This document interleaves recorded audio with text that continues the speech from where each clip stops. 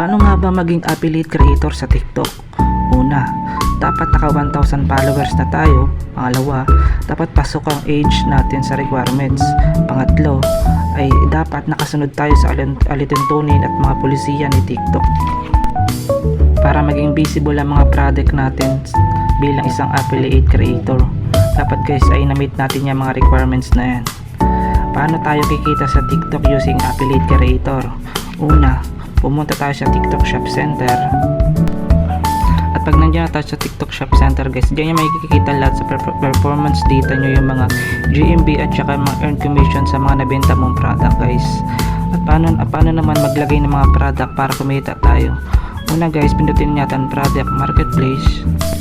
At pag nandiyan na tayo guys sa products, ay pipindutin nyo lang yung ad or i-click nyo yung mismong product. Diyan nyo guys makikita yung magiging commission nyo per sale bawat makabenta kayo using link as affiliate creator guys. At pwede rin tayo kumita sa pamamagitan ng pag-share natin sa ibang platform gaya ng Facebook at iba pa.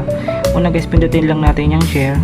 Pag napindot natin yung share na yan guys, pwede nyo siya i-share sa Facebook at sa ibang platform, then i-copy natin yung link.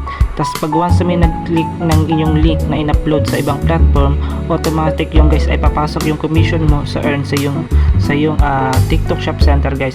Doon nyo makikita yung mga earnings nyo once na mag-successful ang mga order mo using an affiliate creator.